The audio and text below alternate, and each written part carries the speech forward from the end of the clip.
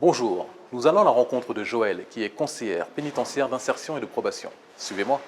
Bonjour Joëlle. Bonjour. Ça va? Ça va. Joëlle, vous avez toujours voulu travailler dans les métiers pénitentiaires? Racontez-moi votre parcours. Oui, alors j'ai toujours été intéressée par la question pénitentiaire. J'ai fait mes études supérieures et en fait, à l'issue de mes études, j'ai décidé de passer le concours de conseiller pénitentiaire d'insertion et de probation. Et donc, j'exerce ce métier à la maison d'arrêt de Nanterre depuis 4 ans. Et vous pouvez me raconter une journée type de votre métier?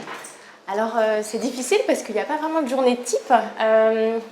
En fait, je passe beaucoup de temps en détention, en entretien avec les détenus que je suis, et puis beaucoup de temps aussi d'échange avec les juges, que ce soit par téléphone ou à l'occasion de rapports que je fais, puisqu'on passe du temps à faire des rapports pour des permissions de sortir, des aménagements de peine, des choses comme ça. Et puis aussi des temps d'échange avec les partenaires de mon service, qui soient des partenaires institutionnels ou des associations de réinsertion, le pôle emploi, la mission locale, voilà. Quelle est la perception que vous avez de votre métier? Alors pour moi, c'est un métier passionnant parce qu'il est très enrichissant. C'est un métier qui est humain et puis qui est basé sur des valeurs fondamentales pour moi. Voilà, avec des valeurs très importantes comme la discipline, la justice, voilà. Et puis la mission essentielle de mon métier qui est la lutte contre la récidive. Quelle est la relation que vous entretenez avec les personnes détenues? Alors je les vois un maximum de fois, oui, pour essayer de les connaître au mieux et de pouvoir en fait évaluer leur situation, de les accompagner et puis de les conseiller et de donner les informations au juge pour que le juge prenne les décisions qui concernent les personnes détenues. Comment vous voyez-vous évoluer à l'administration pénitentiaire? Alors, dans un premier temps, j'aimerais découvrir une autre facette de mon métier et aller travailler en milieu ouvert, puisque je travaille en milieu carcéral, ce qu'on appelle le milieu fermé pour l'instant. Et puis ensuite, j'aimerais devenir référent métier à l'école de l'administration pénitentiaire. Et pourquoi pas passer un concours pour un métier à plus de responsabilités, toujours dans l'administration pénitentiaire.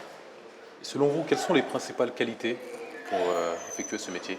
Alors, je pense qu'il faut être capable de s'adapter parce qu'on rencontre des gens qui sont très différents et des situations qui sont très différentes. Et puis, il faut avoir des grandes capacités d'écoute puisqu'on se retrouve avec des gens qui ont des parcours de vie qui sont souvent compliqués.